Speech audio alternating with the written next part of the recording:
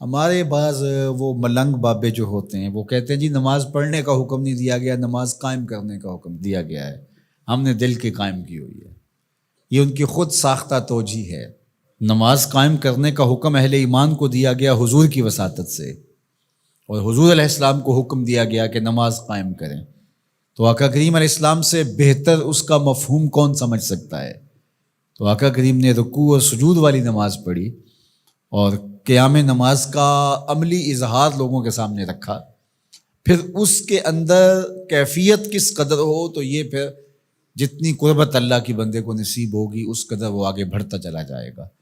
تو یہ باطل توجیہات، یہ جاہل لوگوں کی، جس کے بدن سے بدبو کے ببوکے پھوٹ رہے ہوں اور جس کے جسم میں جوئیں پڑی ہوں اور جس نے 6 سال سے غسل نہ کیا ہو، وہ اس اعتماد سے کہہ رہا ہوتا ہے ہم نے قائم کی ہوئی ہے، ہم نے دل کی قائم کی ہوئی ہے۔ اللہ اکبر۔ تو یہ اس معاشرے میں ایسے لوگوں کو ماننے والے اور ایسے لوگوں کی باتوں کو غور سے سننے والے اور ان جاہلانہ باتوں کو معرفت کی باتیں قرار دینے والوں کی کمی بھی نہیں ہے۔ تو اللہ تعالیٰ جل شانہ سے ہدایت مانگنی چاہیے کہ اللہ ہمیں ہدایت کا نور نصیب فرمائے۔ تو اقامت نماز سے کیا مراد ہے؟ اس کی فرائض کے ساتھ ادا کرنا، یا پھر رکوع سجود تلاوت کا اتمام اور اس میں خشوع کا اور خضوع کا اظہار اور اس میں مکمل ڈوب جانا کہ گویا تم اللہ کی عبادت کر رہے ہو تو اس کو دیکھ رہے ہو۔ اور حضرت عثمان غنی رضی اللہ تعالیٰ عنہ فرماتے ہیں کہ جس نے صحیح وضو کیا، حضور علیہ السلام سے روایت کہ جس نے صحیح وضو کیا جس طرح میں نے وضو کیا ہے اور 2 رکعت پڑھی اور اس میں اس کو کسی غیر کا خیال نہ آیا، تو اللہ تعالیٰ اس کے پچھلے سارے گناہ معاف کر دیتا ہے صرف 2 رکعت سے۔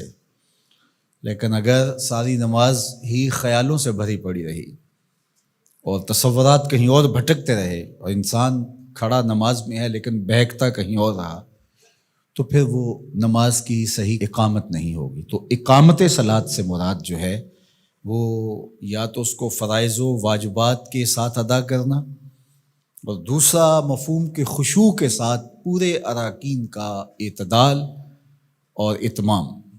تو دونوں اس کے مفہوم بیان فرمائے گئے ہیں۔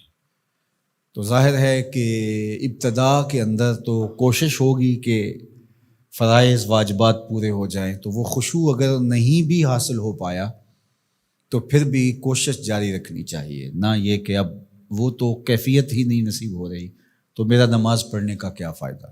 حضرت محدث کچوچوی علیہ رحمہ سے کسی مرید نے کہا حضرت نماز پڑھتا ہوں لیکن لطف نہیں آتا، مزہ نہیں آتا۔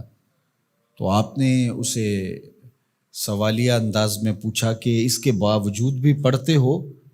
اس نے کہا جی وہ تو فرض ہے، پڑھتا تو ہوں۔ تو آپ جھومنے لگے، فرمایا واہ واہ، تمہیں مزہ نہیں آتا پھر بھی پڑھتے ہو؟ اس کا مطلب ہے تم مزے کے لیے نہیں اللہ کے لیے پڑھ رہے ہو۔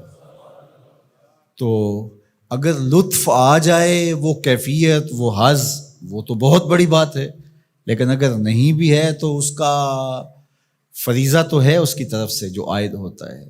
تو وہ شکل بنا کے تو کھڑے ہوں، وہ صورت بنا کے تو کھڑے ہوں، تو کسی دن وہ کیفیت بھی پیدا ہو جائے گی۔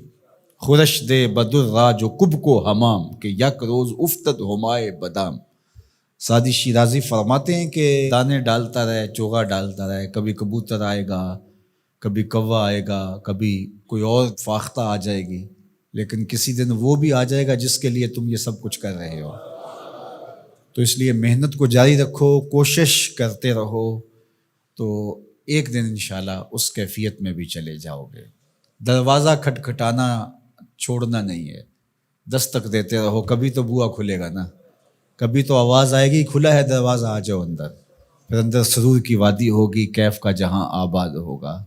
اور آقا کریم نے ہمارے لیے آسانی پیدا فرما دی کہ اللہ کی عبادت اس طرح کرو کہ گویا تم اسے دیکھ رہے ہو، اور اگر یہ نہیں تو کم از کم یہ کیفیت تو ہو کہ وہ تمہیں دیکھ رہا ہے۔